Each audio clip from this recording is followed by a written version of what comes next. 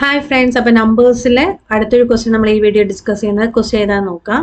താഴെ തന്നിരിക്കുന്നവയിൽ 8 കൊണ്ട് നിശേഷം ഹരിക്കാൻ കഴിയാത്ത സംഖ്യ ഏതെന്നാണ് ചോദ്യം. ഓക്കെ അല്ലേ? അപ്പം 8 കൊണ്ട് നിശേഷ ഹരണം അതിന്റെ റൂൾ എന്താ പറയുന്നത്?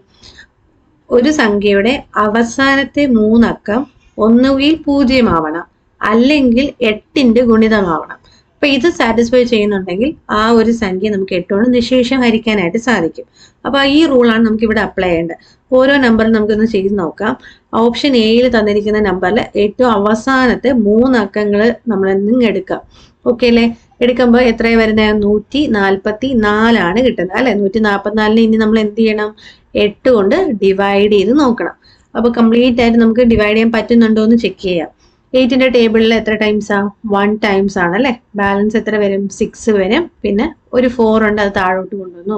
8 ടേബിൾ 64 ഉണ്ടല്ലോ, എത്ര ടൈംസ് ആണ്? 8 ടൈംസ് അല്ലെ?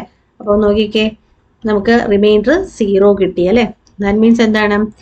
തന്നിരിക്കുന്ന ആദ്യത്തെ ഓപ്ഷൻ അവസാനത്തെ 3 അക്കങ്ങൾ ചേർന്ന 144 8ന്റെ ഗുണിതമാണ് എന്ന് നമുക്കിവിടെ കിട്ടി. ഇനി അടുത്ത നമുക്ക് ബി ഓപ്ഷൻ നോക്കാം. ബി ഓപ്ഷനിൽ നോക്കിക്കഴിഞ്ഞാൽ അവസാനത്തെ 3 അക്കും എന്താണ്? 0 തന്നിരിക്കുന്നത്.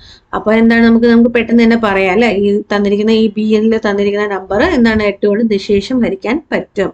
അപ്പൊ അത് നമ്മുടെ ഇവിടുത്തെ ഉത്തരമായിട്ട് വരുന്നില്ല. ഇനി ഓപ്ഷൻ സി എടുക്കുക. ഓപ്ഷൻ സിയിൽ നമുക്ക് തന്നിരിക്കുന്ന നമ്പർ എത്രയാണ്? 496 ആണ് അല്ലെ? അവസാനത്തെ 3 അക്കങ്ങൾ എടുക്കുക. അവസാനത്തെ 3 അക്കം എന്ന് പറയുമ്പോൾ 496 വരുന്നത്. ഈ 496 എന്ത് ചെയ്യുക? 8 കൊണ്ട് എന്ത് ചെയ്യുക? ഹരിച്ചു നോക്കുക.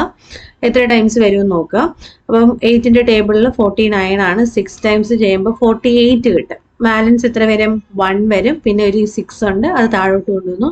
8ന്റെ ടേബിൾ നോക്കുമ്പോൾ എത്ര ടൈംസാ? 2 ടൈംസ് 16 വരുന്നുണ്ട്.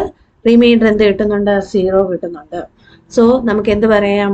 ഓപ്ഷൻ സിയും തന്നിരിക്കുന്ന നമ്പർ എന്താണ്? 8 കൊണ്ട് നിശേഷം ഹരിക്കാൻ പറ്റുന്ന സംഖ്യയാണ്.